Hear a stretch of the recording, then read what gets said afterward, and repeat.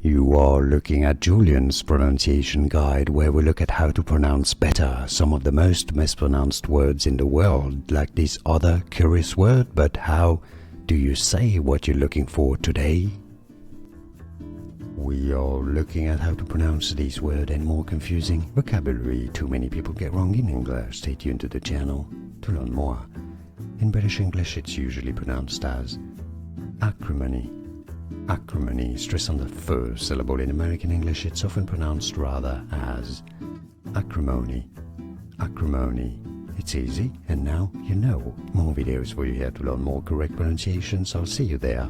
Like this video if you found it useful, it helps me a lot. Thanks for watching, and thanks for the support too.